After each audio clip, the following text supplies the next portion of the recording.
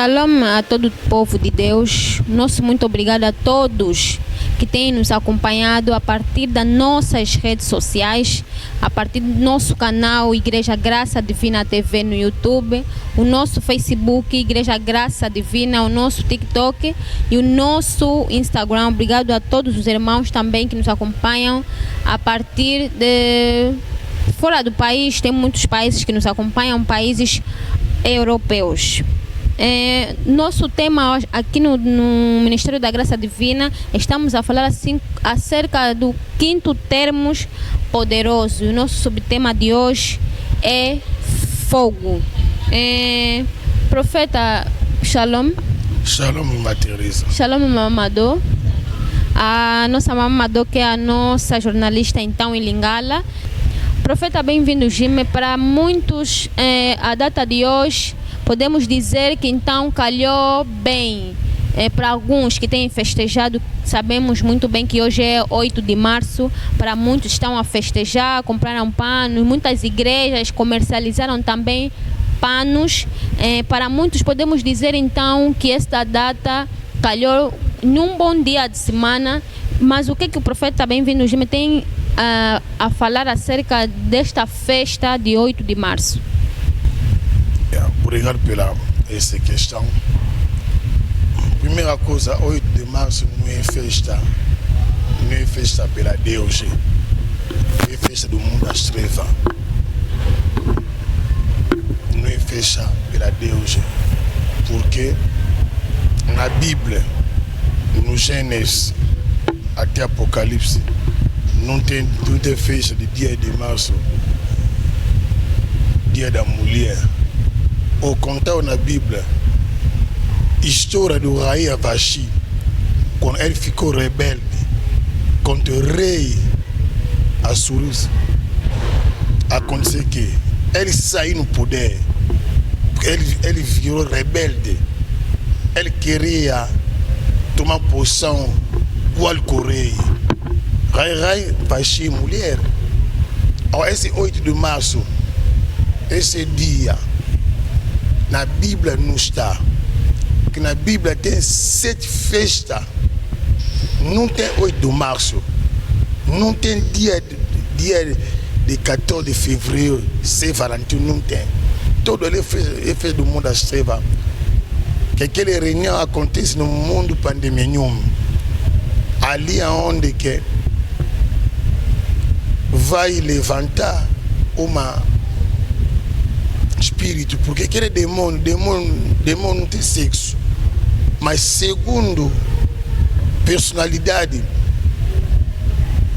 no exército do diabo, a segunda posição, o nome dele é Marota. Marota é aonde que ele vai trabalhar hoje. Hoje Marota vai recolher muitas almas ele vai recolher. Mas para mim é muito triste. Muitas igrejas vai celebrar dia de hoje.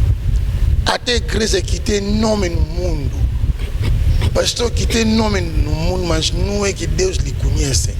O mundo lhe conhece. Porque tem igreja que está a vender pano, está a vender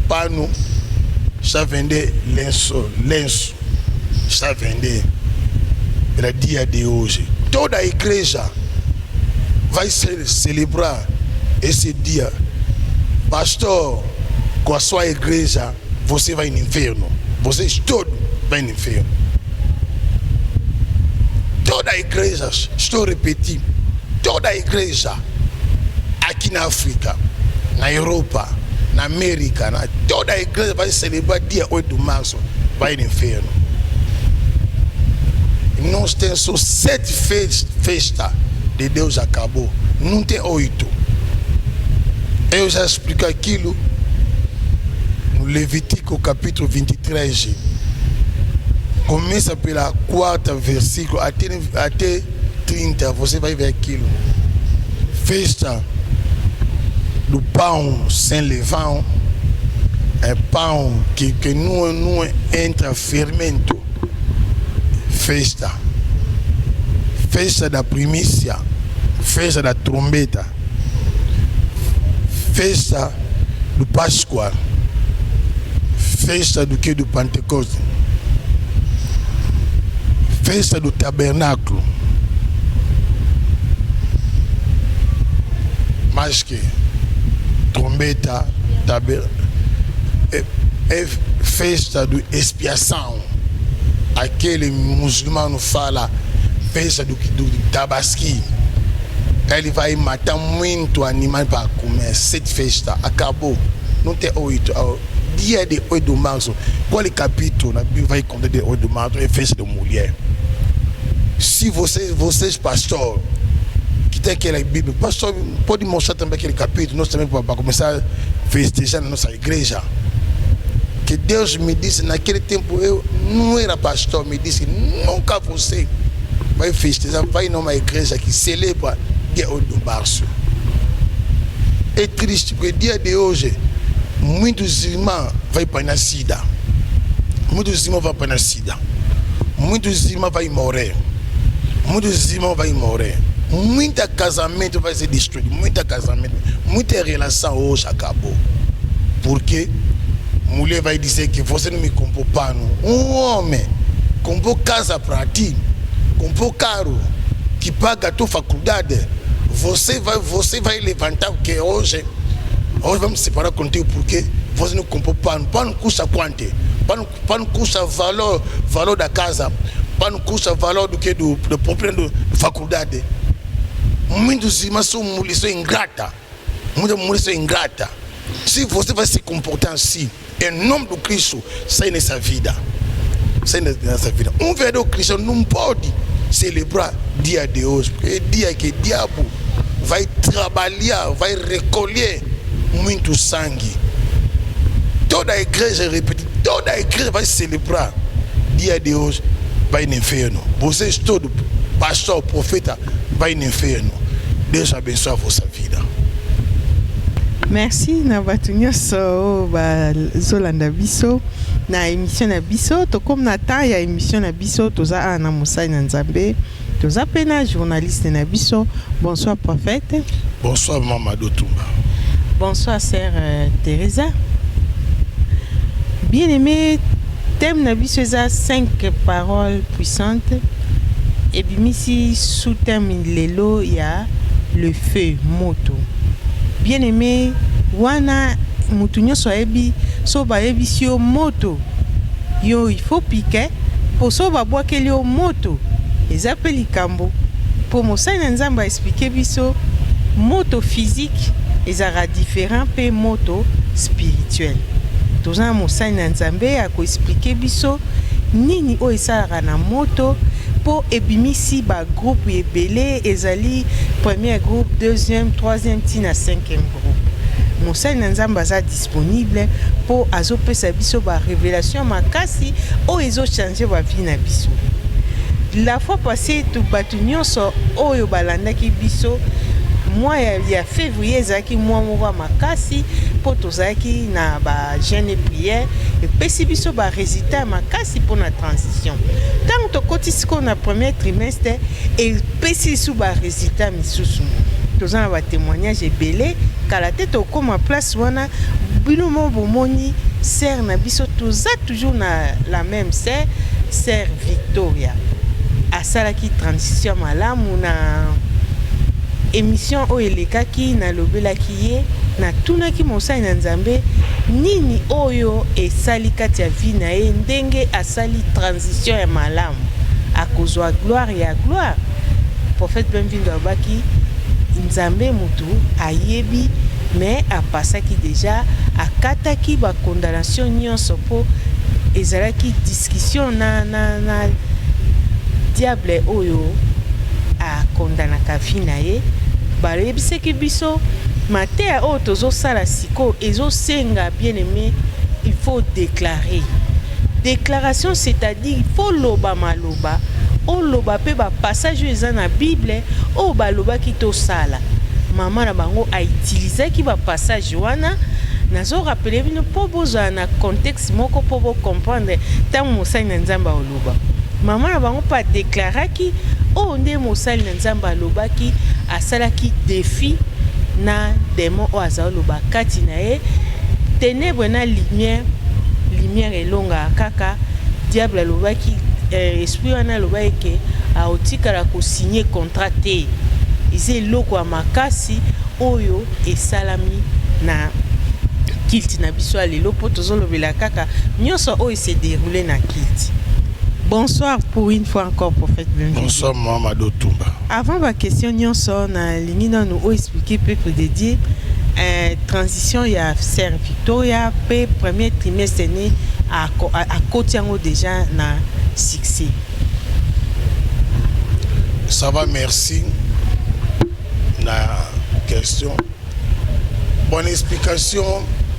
Et ça que Sœur Victoria dit, bande nyonso oyo bazo comprendre comment spiritualité fonctionne.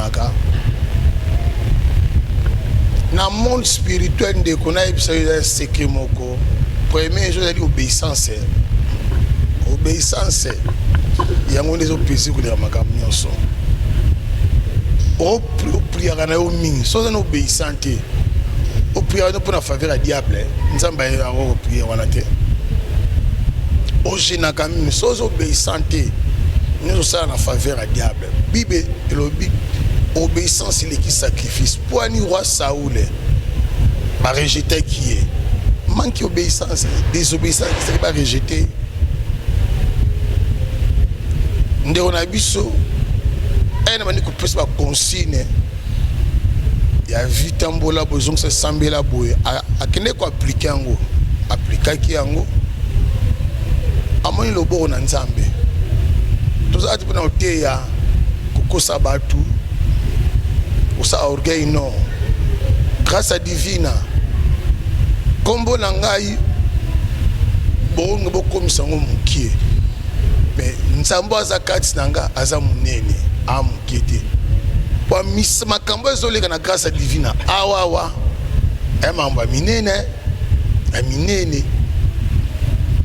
Qui cité le coup de pété na tita badore no ko to fe dandara mututé bandara badbina kenda raté makio na pété ni bo misana ko sala ba blora le coup wa professeur le coup tout là ngepa na temps na té anabi que Saint Esprit katsangai alobaka bezo sala nyoso mbulu na nzambe tinda nga sambela bo DJ bo na sala ango yango zo ba réciter ya malamu famille na ndekona aki bembe Agi mukia ebembe, metale bembe le a commis avocat.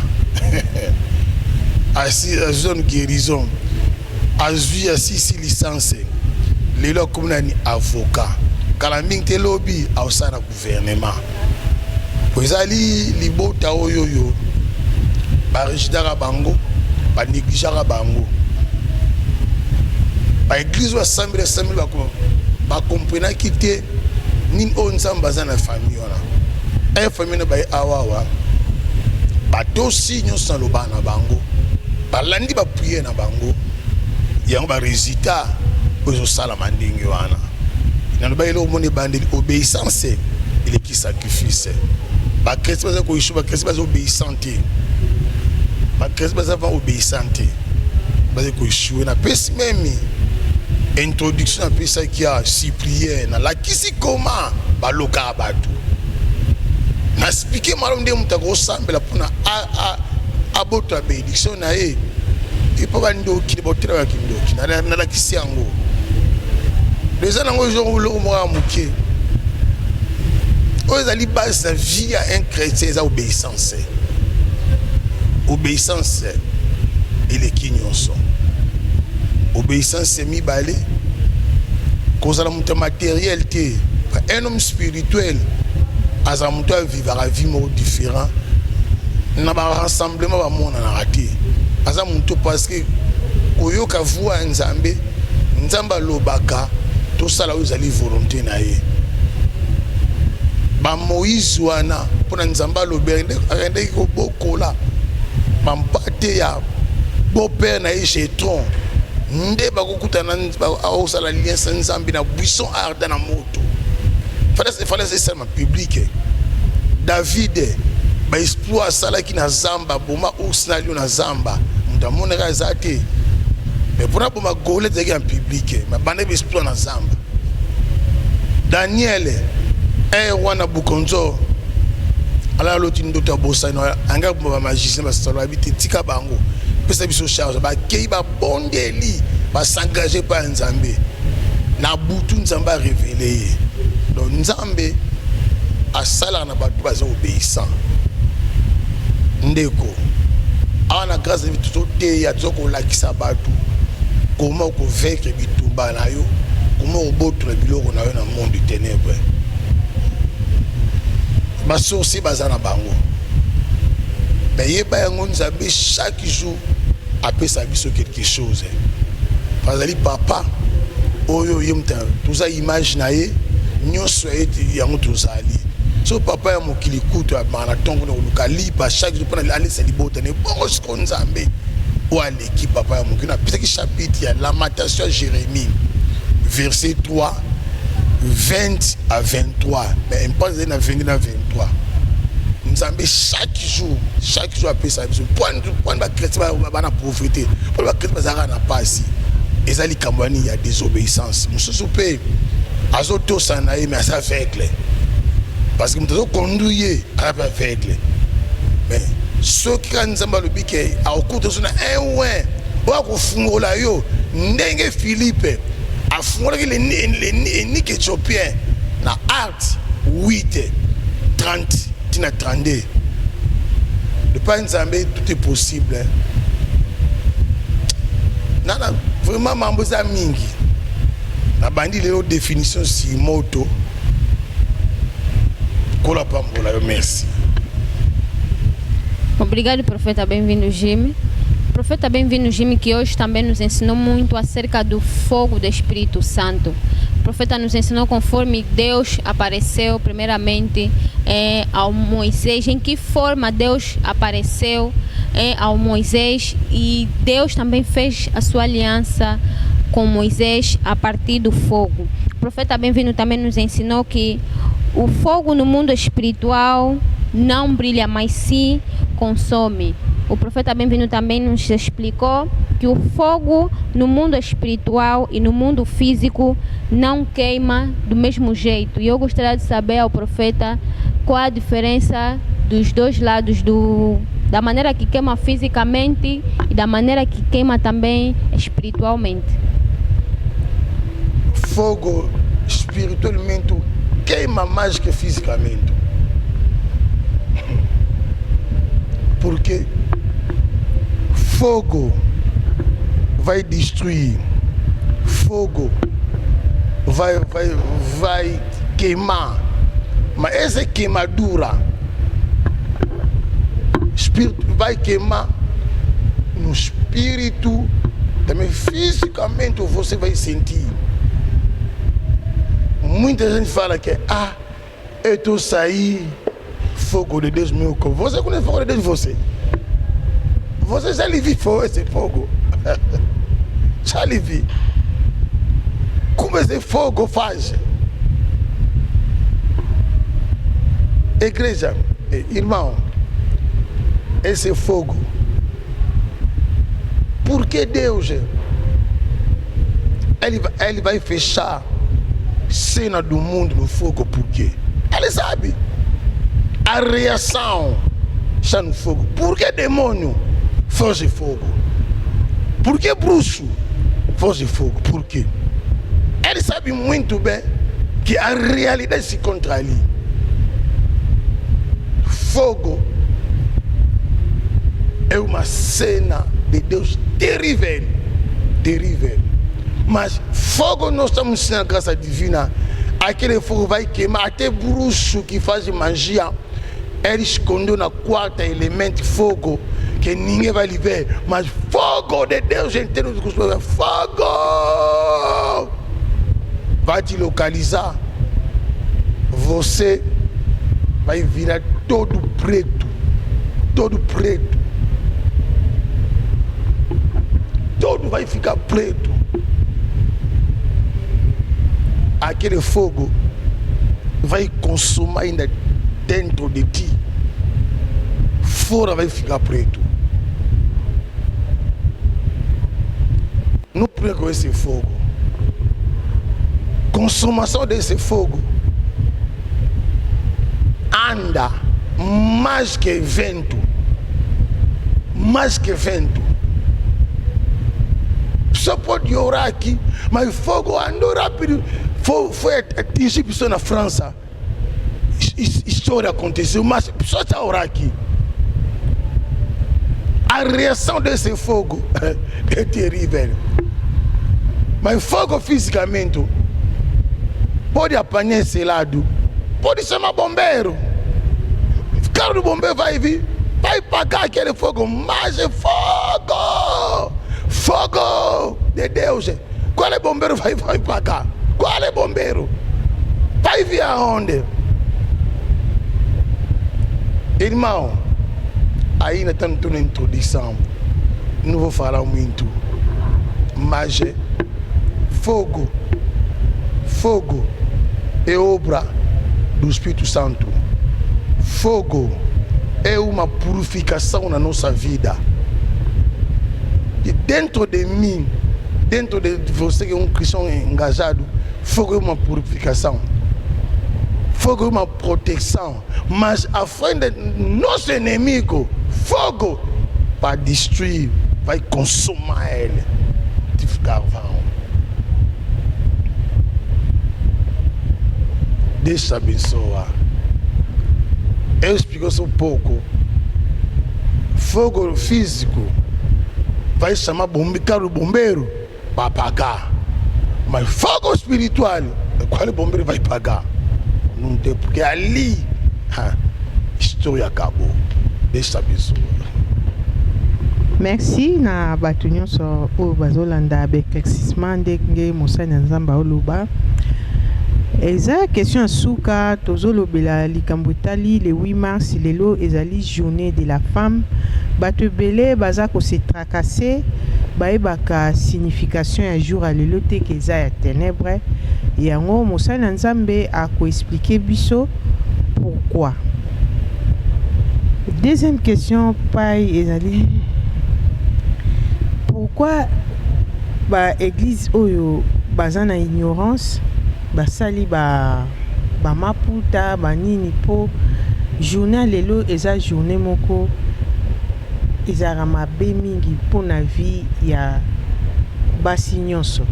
Soki lelo bapesi yo te liputa kado ezala scandale na ndako.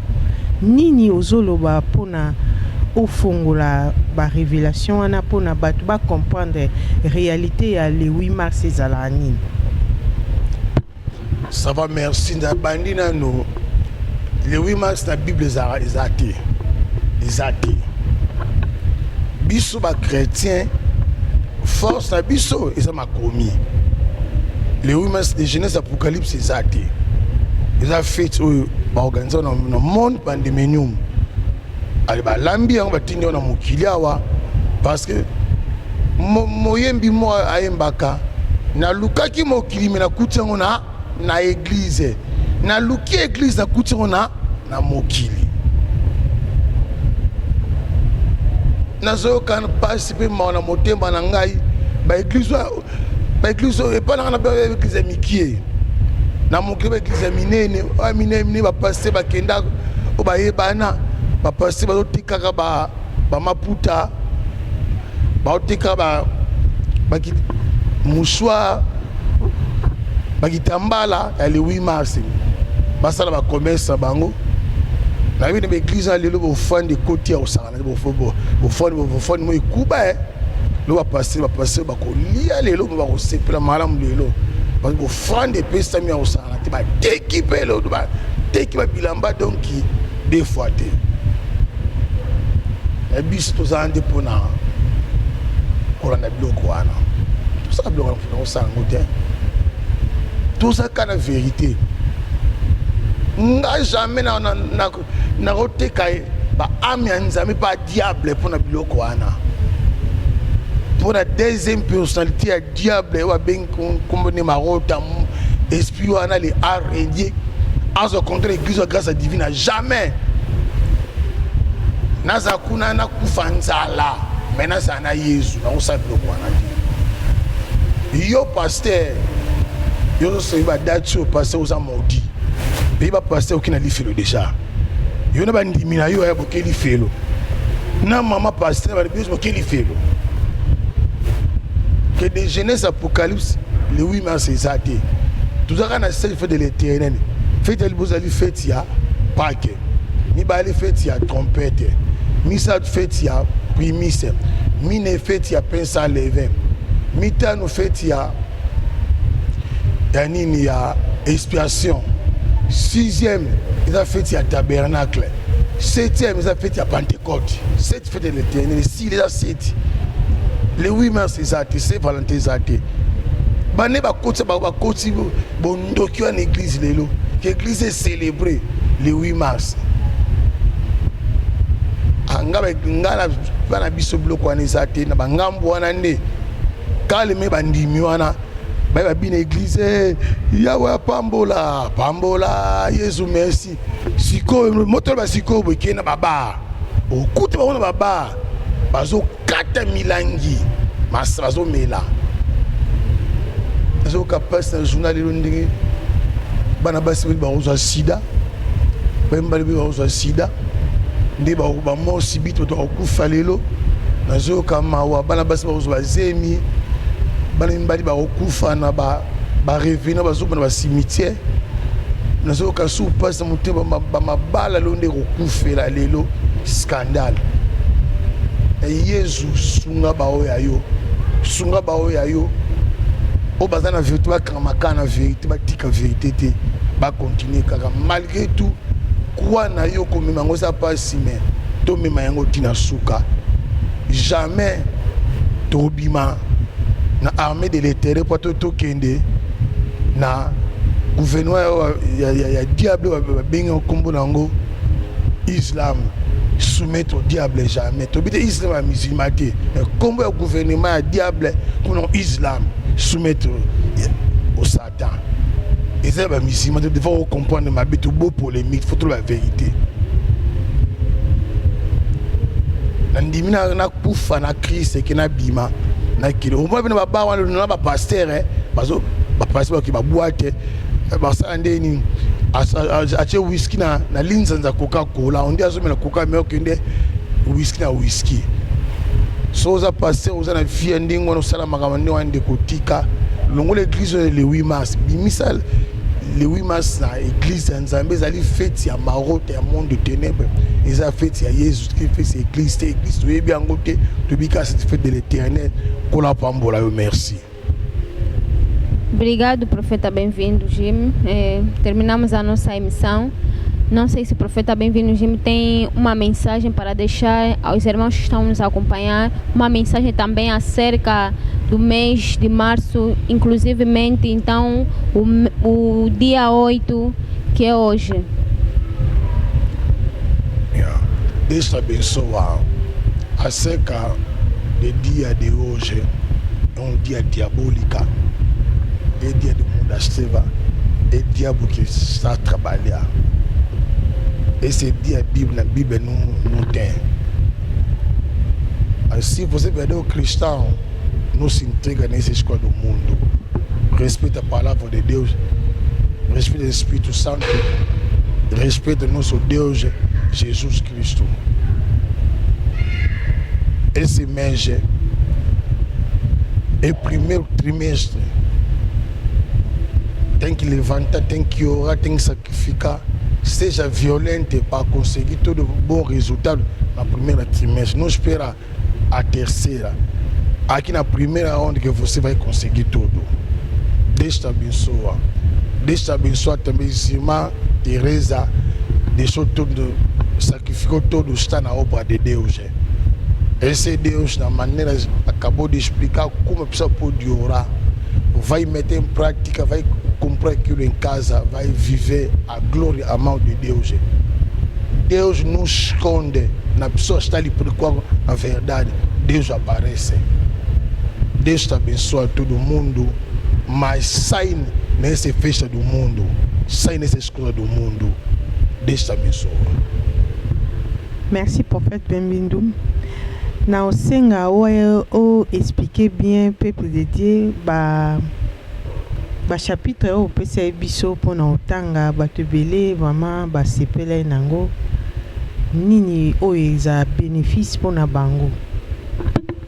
Ba chapitre na pesa prière tout ça dans l'église parce que a déjà que date très dangereux makasi. On l'a peut bandi bandaki lelo introduction sur moto na pesa chapitre un serviteur de Dieu nyonso nzambe apesa bango parole ene loko monde machala basai na nzambe yo musene nzambe za mutu za double no za pamba te un serviteur de Dieu nyonso za moto azomima moto ana capacité ya ko déclarer moto eza kati na etumbi wa ndoki esali ba scandale parce que ayebi comment ko développer relation ba yebi ba promesse na ce qu'on m'a besoin ki ba basali na nzambe ba promesse sa bango te pour ça que prospérité nzama pambola non na bokonza likolo to kota na mbongo te mutaboto na mbongo azate Mosai na nzambe nyonso azana promesse ya Psaume 104 verset 4 nzambe asali ba ange mais asali ba flamme de feu.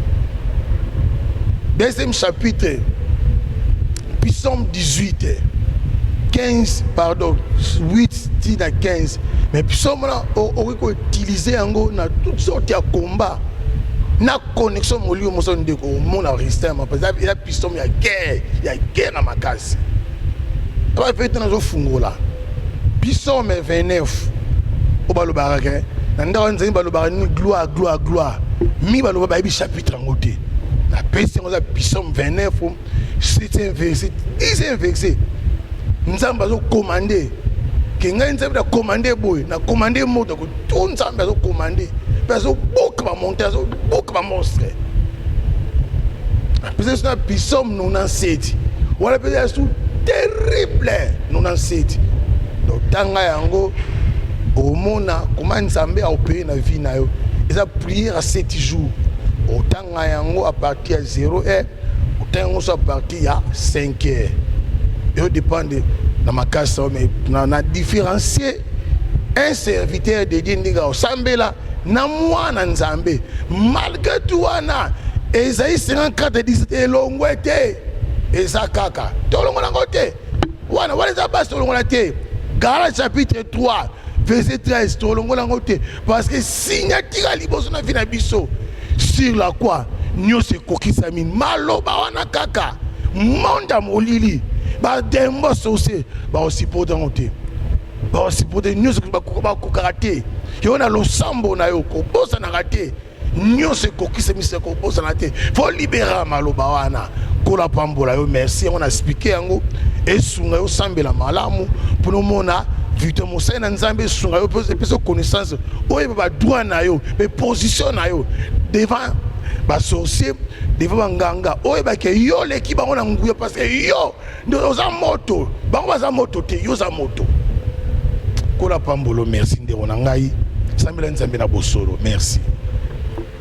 Merci na batu nyonso to succès émission na biso siko to pesi merci na prophète Benvindu Njime merci prophète merci Mamadou Tumbapi kola pambola yo na sacrifice nyonso na nyonso zo sala na musala munene ko telemisa chaîne ya grâce divine TV et à facilité nzima pambola mabota na binope abundela bino bitu na Psaume 104 verset 4 moto wana bino ozali ezikisa tous les ndoke libota na yo oza ennemi na yo abatama ala azika tala bandi boyi ngala pina lobaka moto